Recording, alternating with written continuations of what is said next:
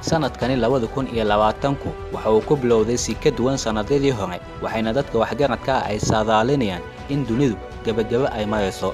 sanadkani waxa uu ku bilowday cabsi iyo walwal laga qabo dagaalkii saddexaad ee dunida in mar kale uu qarxo.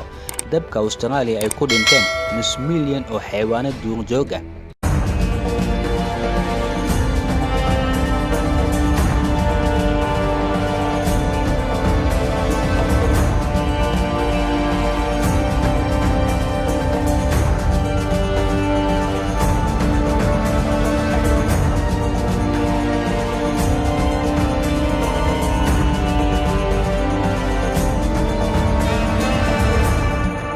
aafooyinka dabeecadda oo soo tanayo coronavirus-ku dunida cagaha istaajiyay ilaa kacbada ay firaaqo ka noqoto.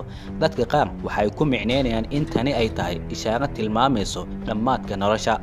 saynis yahanadu waxa ay sheegaan in dunidu kuleelkeeda uu sii kordhayo sanadba sanadka ka dambeeya. dunidu dhaqso ayay u kululaanaysaa taas oo saameynteedu ay tahay isbeddel waqti dheer. qaar ayaa waxa ay sheegayeen in sanadka 2020 uu yahay fursaddii ugu dambaysay aan wax uga qaban lahayn dhibaatada. taariikh ahaan heerkulka dhulku waa uu isbeddelay. waxaa sidoo kale ay sheegayaan magnetisku dhulku inuu dhaqaaqay si xooli ahna uu ku socdo.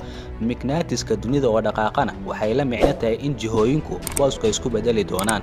isbeddelka jihooyinkuna waa qoraxda oo ka soo bixi doonta galbeed waana maalinta diintu ay sheegtay maalinta toobada u dambaysa. Magnetic North is actually on the move right now, shifting away from Canada and towards Siberia. hay-adda NASA waxa ay sheegtay 29 bisha Abriil 8 subaxnimo waqtiga Soomaaliya in dunidu uu ku soo wajahan yahay dhagax aad u weyn. waxaa suuragal ah xisaabaad kala sameeyay sida ay sheegayaan in dhagaxani dunida uu geeska mari doono. Stephen Hawking geeridiisii ka hor waraysi uu BBC-da la sameeyay waxa uu yiri dunida 100 sano gudaheeda haddii meerayo kale bani'aadamka uusan raadsan nolosha meerayahan waxay u badan tahay in cirka dhagax uga soo dhici doono ama virus dilaa ah in nolosha uu soo ciribtiri doono. Today risks annihilation. It could be an asteroid hitting the Earth. It could be a new virus, climate change, nuclear war, artificial intelligence gone rogue. We can and must use our curiosity and intelligence to look to the stars. We must do it now before humanity is overtaken by some disaster that we can neither anticipate nor control. waxaa xaqiiqa in saacadda qiyaamuhu ay soo dhowdahay. waxaa sugan in astaamo badan oo ka mid ah astaamuhu qiyaamuhuna ay soo muuqdeen. saynis yahanada iyo khubarada cosmologistayaashu waxay walaac xoog badan ka qabaan mustaqbalka dunida boqolka sano ee soo socota. dadku waxa qiyaamahoodu soo dhaweynayo waa waxa gacmahooda ay ku kasbanayaan isticmaalka waxyaabaha laga mamnuucay sida cunista xayawaanada duurjoogta ee diintu mamnuucday. tanina waxa ay keenaysaa cudurro sida coronavirus-ka oo kale. China wuxuu ka mid yahay wadamada ugu dadka badan ee dunida. waxaa la sheegaa in 1 bilyan oo dad ah ay ku nool yihiin. badnaanshuhu dadkuna waxa ay keentay fasahaad iyo xadgudub diineed iyo in laga tilaabsado xuduudii shareecada. waxaa wadanka laga cunaa noole walba ee socda iyadoo aanan loo eegin maxalaalba ama waxaaraan. tanina cuqubada ay dhashay waxa ay sidoo kale ciqaab ku noqotay qof walba ee ka aamusnaa xadgudubka xayawaanada. waxaa sidoo kale ay saynisyahanadu sheegaan in viruskani corona uu ka soo dilaacay shimbirka fiidmeerta khaasatan suuqa lagu iibinaya xayawaanadani cunistooda mamnuuca ay tahay. diintu waxay si waadaxa u leedahay bani'aadama oo cuna oo keliya waxa wanaagsan ee aan idinku arsaaqnay. noolaha mar walba uu ka madax adeega aayadaha diiniga waxa uu la kulmaa ciqaab nololeed mid biology ah ama mid physics ah ama mid chemistry ah.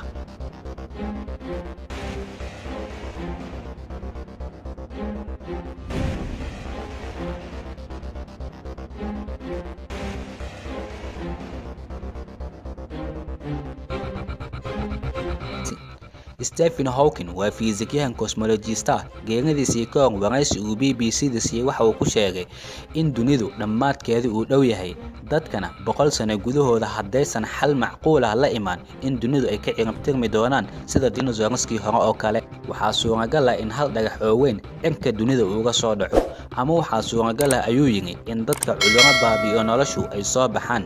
waxa uu si qaas ah u tilmaamay badnaanshaha dadka haddii dadka dunidu 10 bilyan ay gaaraan waa halkii u dambeysay nolosha marka laga soo tagay kheyraadka dunida inuu dhammaado waxa uu meerayaha ka bixi doonaa capacity-giisu dabcan waa marka entropiga dunida uu ka bato. To stay, risks annihilation. It could be an asteroid hitting the Earth.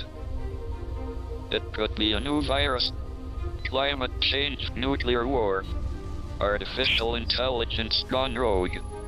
We can, and must, use our curiosity and intelligence to look to the stars. We must do it now before humanity is overtaken by some disaster that we can neither anticipate nor control.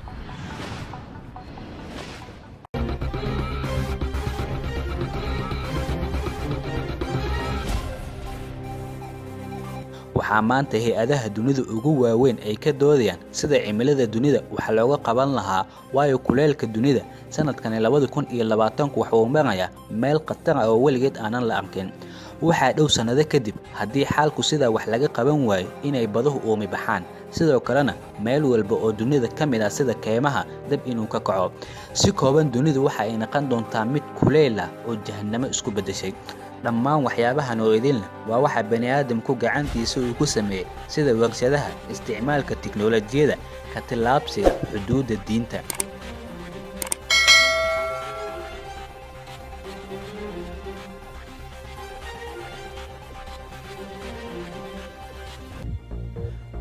tobankii sano ee u dambeeyay waxay ahayd sanadihii ugu kulaylka badnaa oo ay diiwaan geliyeen 3 wakaaladood oo caalami ah. dunidu dhaqso ayay u kululaanaysaa taas oo saameynteedu ay tahay isbeddel waqti dheer. qaar ayaa waxa ay sheegayeen in sanadka 2020 uu yahay fursaddii ugu dambaysay aan wax uga qaban lahayn dhibaatada. taariikh ahaan heerkulka dhulku waa uu isbeddelay. celceliska heerkulka dunida hadda waa 1.1 centigrade oo ka sarreeya sida uu ahaa ka hor waqtigii warshadaha. waa dhawaaq yar laakiin mar horeba isbeddel ayaa ku yimid dunideenna. arag Arctic kala bar mugga barafka badda ayaa baaba'aya ilaa iyo dabayaaqadii sanadkii 1970-meeyadii. heerkulku weli sare ayuu u kacaya. qaramada midoobay ayaa ka digtay in fursadda wax looga qabanayo isbeddelka cimiladu ay soo xirmayso. sanadkan hogaamiyaasha dunidu waa inay sameeyaan heshiiskii ugu weynaa ilaa iyo hadda sida ay qorsheynayaan dhimista qiica ka hor kulanka weyn ee cimilada ee ka dhacaya magaalada Glasgow ee dalka UK bisha November. markaas ayaanu ogaan doonaa haddii go'aanadoodu ay himilooyin leeyihiin.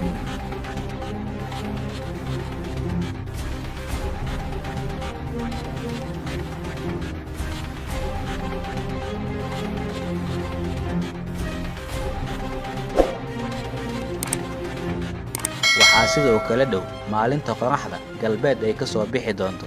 inkastoo aan jecelahay in warbixintani si qaas aan u soo qaato waxaa dhammaan dunida sayniska qaasatan juqraafiga dhulka la sheegayaa in magneetiska dhulka ee cirafyada waqooyi ay dhaqaaqsatay saacadiina ay ku socoto 10 kiiloomitir. tanina waxay ishaaraysaa in jihooyinka koonfur iyo waqooyi bari iyo galbeed booska isku bedeli doonaan.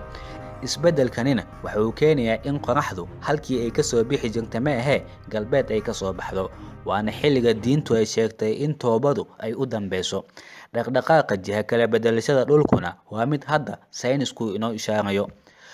Magnetic North is actually on the move right now, shifting away from Canada and towards Siberia. To find out why and what it means for this country, we're joined by science journalist Alana Mitchell. It's just part of the fascinating story told in her book.